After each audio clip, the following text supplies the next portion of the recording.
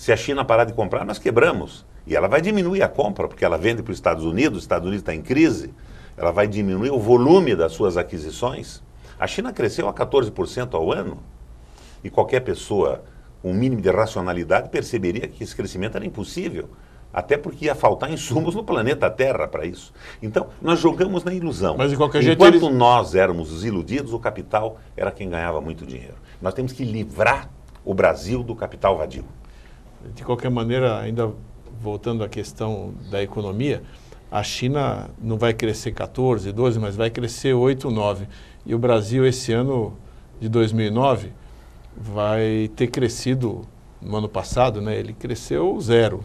Discuta se foi mais meio assim, ou menos 0 meio. Puxado pela China. Exatamente. Porque a China hoje é a maior compradora de minérios e commodities do Brasil. Sem China, nós quebramos. Mas essa é a minha dúvida, governador. Nós estamos aí crescendo 0, pelo menos em 2009 crescemos 0. Agora em 2010 as autoridades festejam o fato de que talvez nós venhamos a crescer 4 ou 5%. E nós temos aí a China no meio da crise crescendo 9%. O Brasil não está se acostumando com pouca coisa? Nós não estamos no reino da mediocridade de festejar um crescimento de 0% em 2009? Bota mediocridade nisso. Nós estamos quebrando. Dólar lá embaixo, real apreciado. Nós estamos importando badulaques da China e do Japão. Isso faz a alegria da classe média e da classe C, D e E, que a boa política social do governo do Lula fez recuperar o poder aquisitivo. Está todo mundo satisfeito. Estão comprando eletrodomésticos baratos. Mas o Brasil está se desindustrializando. O que foi que aconteceu no primeiro governo Fernando Henrique? As fábricas as montadoras de automóvel estão comprando autopeças fora do Brasil. Lembra quando o Fernando Henrique abriu que 250 mil trabalhadores do setor foram desempregados? E nós estamos festejando. A classe média festeja o dólar a 1,70, vai passear em Miami, vai para a Europa. E todo mundo na alegria. Agora o Brasil está se desindustrializando.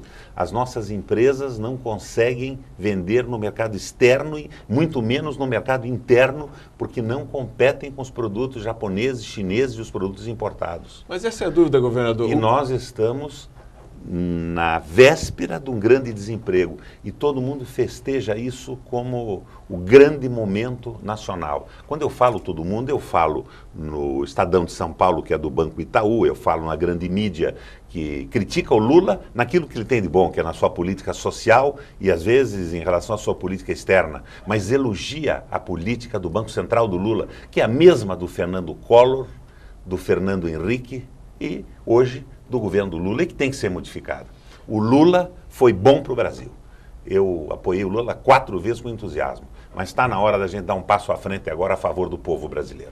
Eu vejo aqui o seu discurso e as suas posições em relação a essa questão do dólar, por exemplo, e identifico alguma semelhança, por exemplo, com a crítica que o governador de São Paulo sistematicamente faz aí ao Banco Central. O senhor nessa questão da economia está mais próximo da posição do Serra do que da posição do governo do PT? Olha, eu não sei bem qual é a posição do Serra. Você disse que ele faz crítica. Eu não vi ainda essas críticas. Eu gostaria que elas se explicitassem. Todos os que pretendem disputar a presidente da República do Brasil... Você acha que ele é tímido nessa crítica, dizer então? o que... É tímido, ele ainda é a favor dos controles absolutos, do superávit primário. Olha, país nenhum vai crescer e se tornar soberano com o dinheiro dos outros. Leiam o Alexander Hamilton, de 1791, para ver o que fez o George Washington no governo dos Estados Unidos, quando a Companhia das Índias, né, ou a Inglaterra, naquele momento, queria que os Estados Unidos fosse um produtor de matéria-prima. Nós temos que nos desenvolver, aproveitar a inventividade, a capacidade, a inteligência do povo brasileiro, levar a tecnologia aos pequenos e médios empresários. Nós não podemos pensar que multinacionais vão resolver o nosso problema. Elas pousam aqui como um disco voador, à procura dos benefícios fiscais. Quando eles acabam ou são retirados, elas levantam daqui e vão para a Argentina ou qualquer outro lugar. Nós precisamos de uma industrialização que se enraize na economia brasileira. É por isso que eu coloco essa posição. Em primeiro lugar, um programa para o Brasil. Depois vamos conversar na candidatura própria, e eu vou à convenção, ou se isso não for possível, numa aliança programática a favor do país, não de alguma divisão de empregos e ministérios na mão de algumas pessoas, sem nenhum programa que costure a unidade do governo. Governador, se a sua candidatura própria a presidente for mantida, o senhor acredita que o senhor tira votos do Serra ou da Dilma? Não fiz essa consideração. Eu coloco a candidatura em favor de um projeto nacional.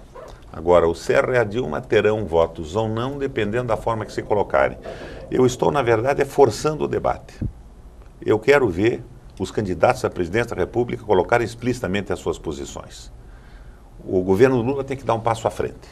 O PT tem que se livrar do Banco Central independente e do neoliberalismo. Voltar um pouco às suas origens. Ou então, se afastar do processo de escolha nacional, porque vai ser um retrocesso. Nós estamos na véspera de uma crise, nós estamos nos desindustrializando e estamos entrando na globalização desta forma. Nós estamos voltando a uma situação primária de produtores de matéria-prima. A época do café, da madeira, isso não tem cabimento. O Brasil precisa ter independência, soberania, precisa investir na educação, precisa investir nas empresas brasileiras, precisa trazer ciência e tecnologia para o processo industrial. Isso é modernização. O resto é transformação do país numa espécie de república associada às grandes potências. Um Porto Rico de dimensões maior, né? Continentais. Muito bem, vamos agora... Ou uma China com menos habitante. Muito bem, vamos agora para mais um intervalo. Voltamos daqui a pouquinho com o terceiro bloco do Jogo do Poder. De volta com o terceiro bloco do Jogo do Poder, entrevistando hoje o governador Roberto Requião, do PMDB, ele que governa o estado do Paraná. Participa também Letícia Sander, que é repórter da sucursal de Brasília do jornal Folha de São Paulo. Governador, nós temos aí essa tragédia, não digo pelo país todo, mas em vários estados, causada pela chuva e pelos rios. E existe uma certa polêmica em relação a como é que o governante deve se posicionar numa situação dessas.